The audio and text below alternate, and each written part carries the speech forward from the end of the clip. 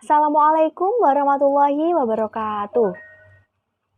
Nah, di sini kami kelompok 5 akan mempresentasikan mengenai karya seni musik daerah dan nasional.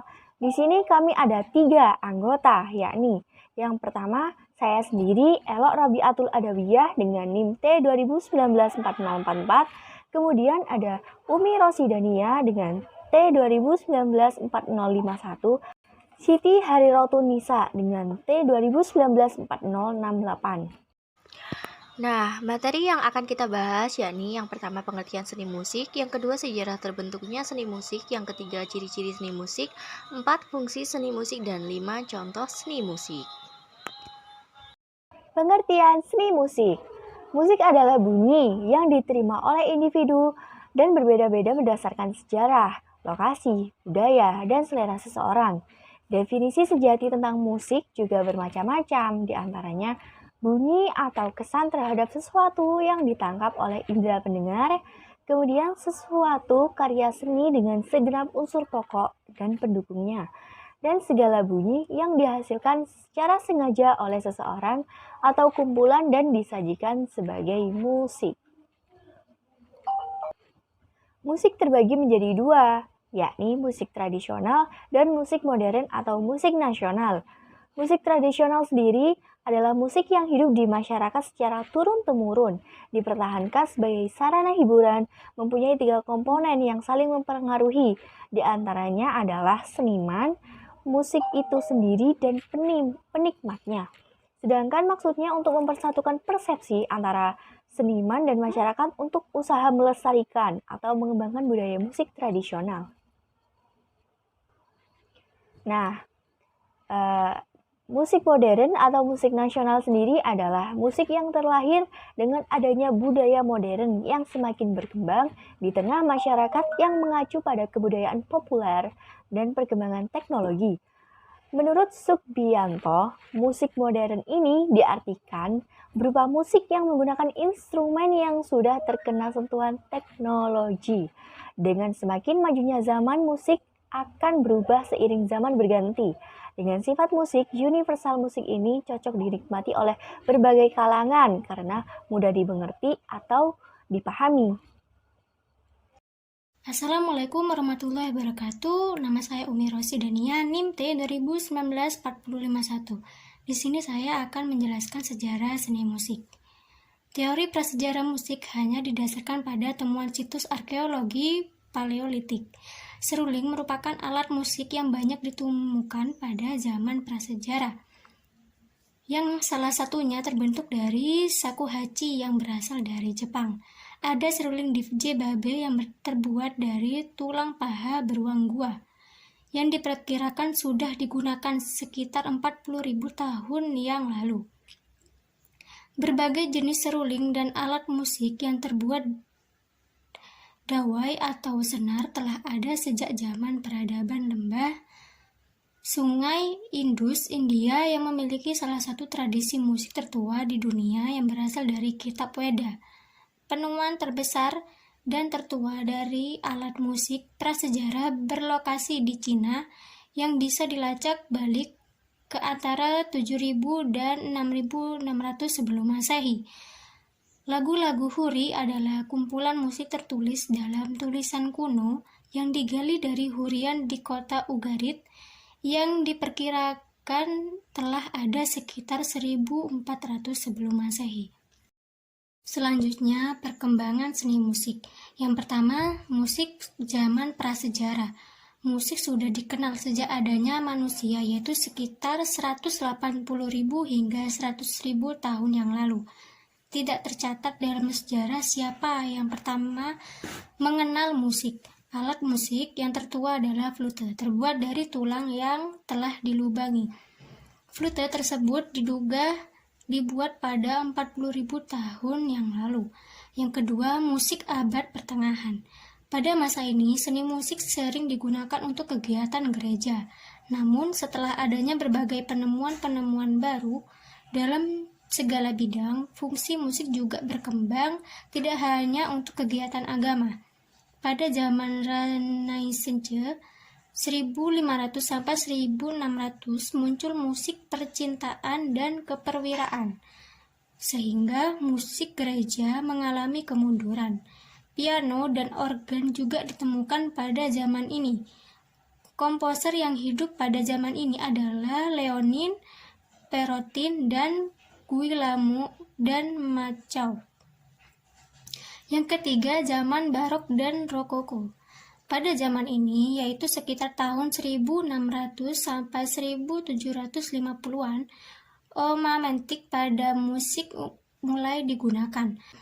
Pada musik barok, penggunaannya dilakukan secara spontan, sedangkan pada musik rokoko, penggunaannya dicatat dan diatur. Musik terkenal pada zaman ini adalah Johann Sebastian Bach, pencipta musik koral dan pencipta lagu-lagu instrumental. Yang keempat, musik zaman klasik. Zaman klasik muncul pada sekitaran tahun 1750 sampai 1820-an. Pada zaman ini, perkembangan musik masuk ke bidang baru. Perubahan-perubahan yang disempurnakan mencakup dinamika yang menjadi semakin lembut, perubahan temponya menggunakan accelerando yang membuat musik semakin cepat, dan ritardando untuk memperlembut. Dan pemakaian hiasan musiknya dibatasi. Komposer terkenal di zaman klasik adalah Johann Christian Bach, Wolfgang Amadeus Mozart, dan Ludwig van Beethoven. Yang kelima, musik zaman romantik. Musik romantik dimulai setelah zaman klasik hingga tahun 90-an.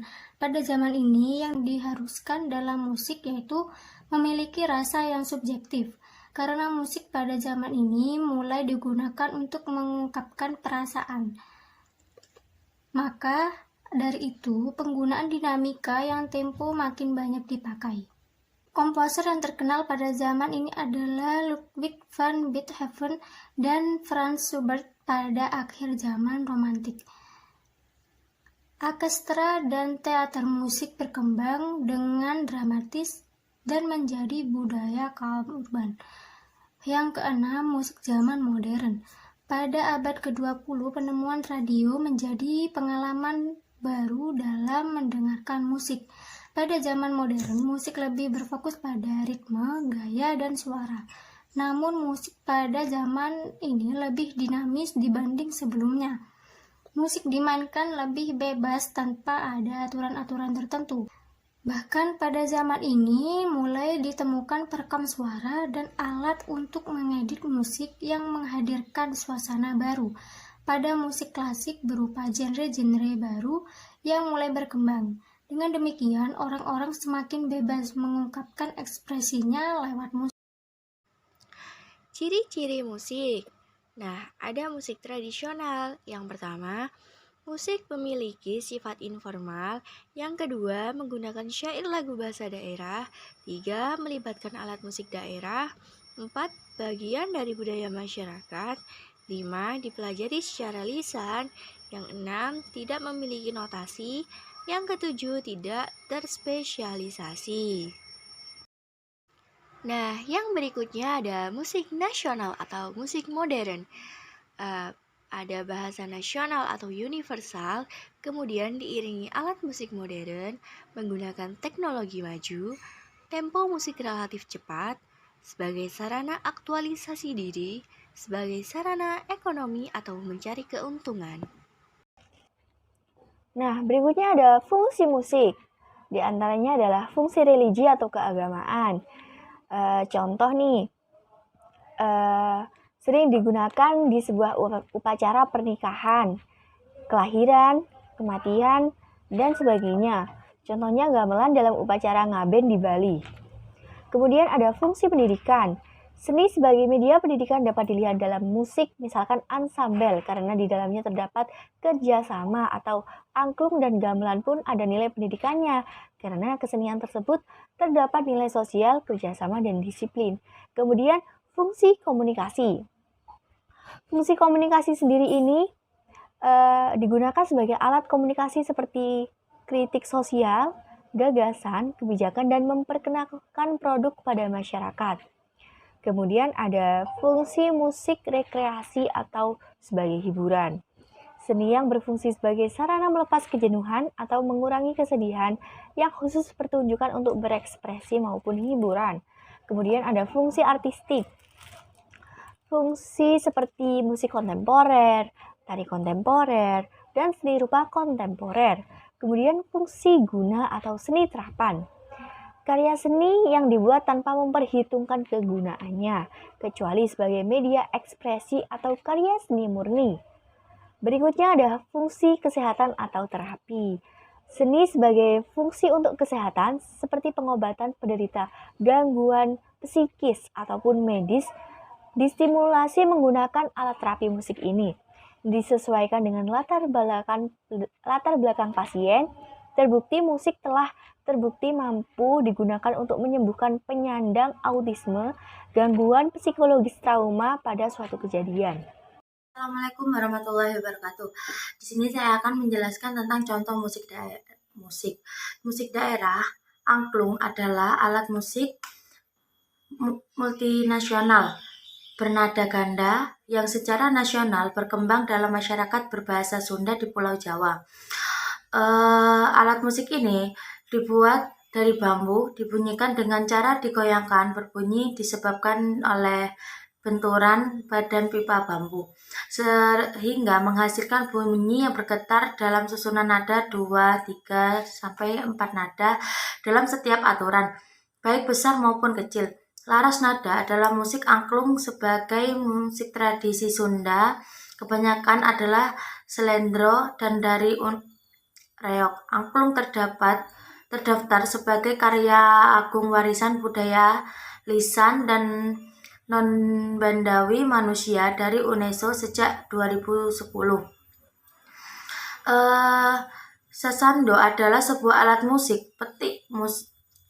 Instrumen musik ini berasal dari Pulau Rote, Nusa Tenggara Timur.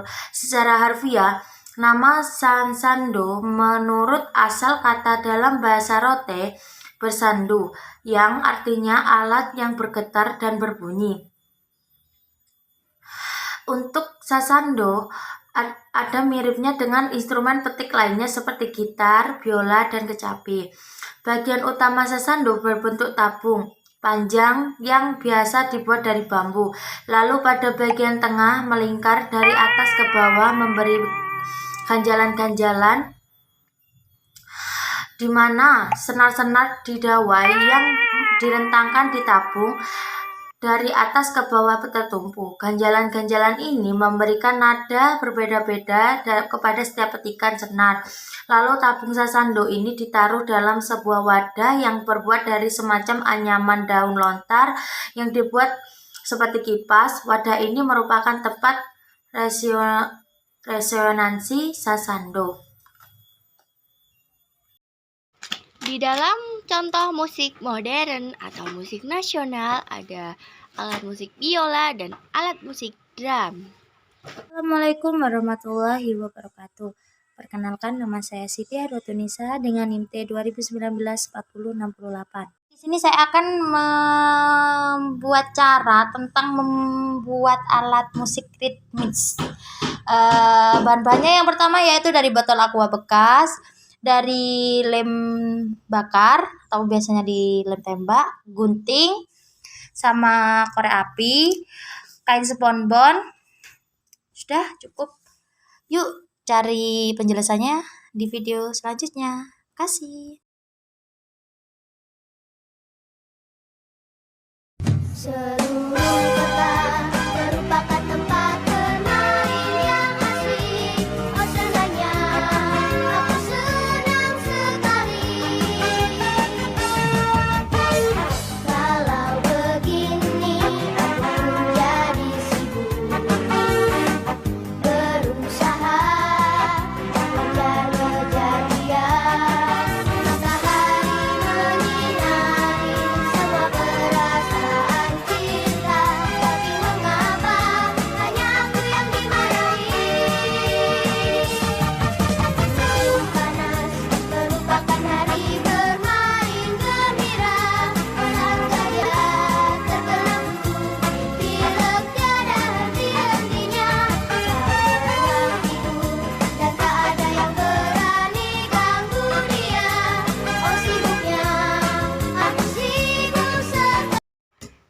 Sekian dari kami, semoga bermanfaat. Wassalamualaikum warahmatullahi wabarakatuh.